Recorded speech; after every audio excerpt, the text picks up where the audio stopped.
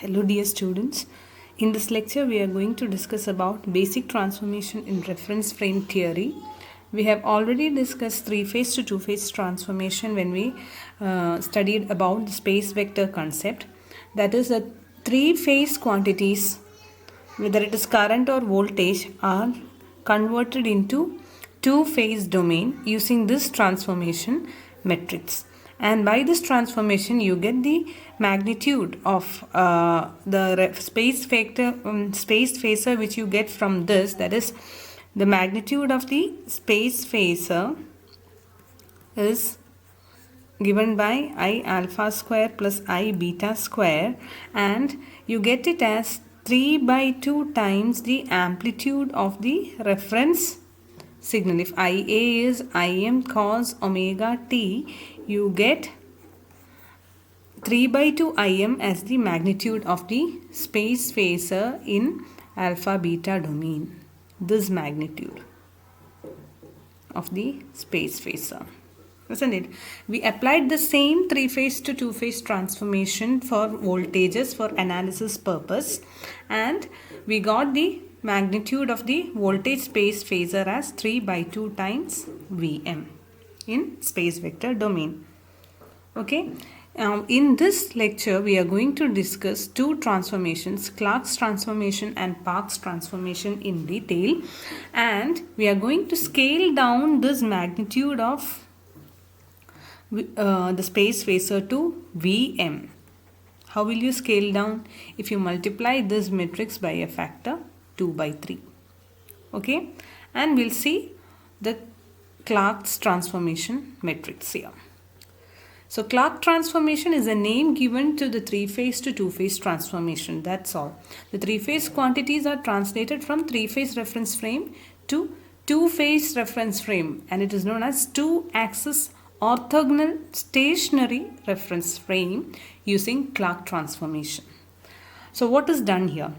You have three-phase quantities rotating at a speed omega with respect to this. If you consider an axis here, a axis and a horizontal axis and vertical axis, you will see three vectors are rotating here. Okay, these three-phase quantities are converted into two-phase quantities rotating in a similar frame. So here the reference frame is stationary and the converted quantities are rotating. Okay, we have just converted this from three-phase to two-phase. That's all.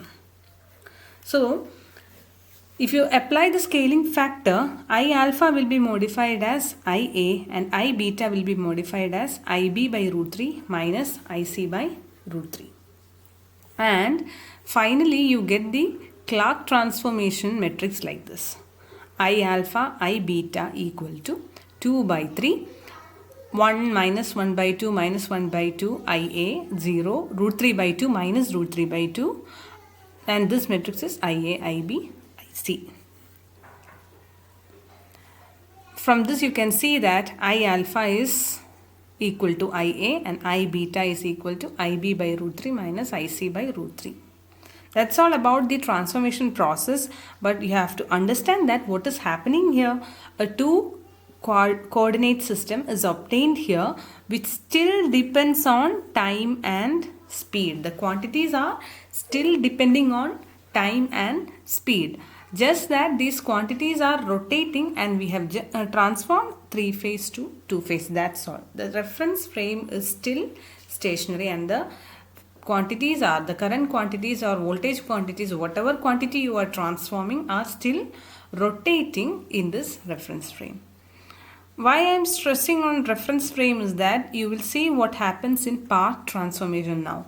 In Parkes transformation, the two-axis orthogonal stationary reference frame which we got just now by transforming ABC to alpha beta, we got a two-axis orthogonal stationary reference frame quantities I alpha and I beta.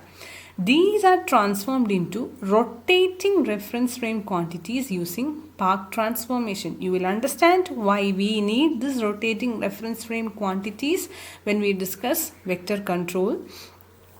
Now, just understand that by Park's transformation, we are transforming the stationary reference frame quantities into rotating reference frame quantities. What do you mean by rotating reference frame quantities?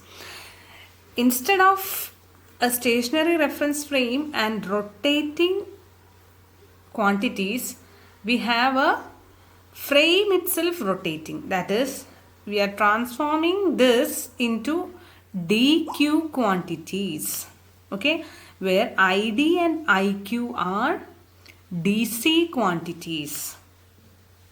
All right, id and iq are direct current quantities, and these are not actually these quantities are not rotating now in this transformation, but the reference frame itself is rotating at a speed omega. What was the speed omega? Omega was the speed of rotation of these quantities I alpha and I beta in the stationary reference frame, and these are getting transformed into a rotating reference frame with DC quantities. That is, this rotating reference frame is rotating at a speed omega, and the quantities are getting, that is I alpha and I beta. I am talking about quantities in a general form. Here I alpha and I beta are getting transformed into ID and IQ, which are rotating, and these DC quantities are placed on a rotating reference frame. Okay. Now, ID and IQ are the rotating reference frame quantities. I alpha, I beta are the orthogonal stationary reference frame quantities, and theta is the rotation angle here.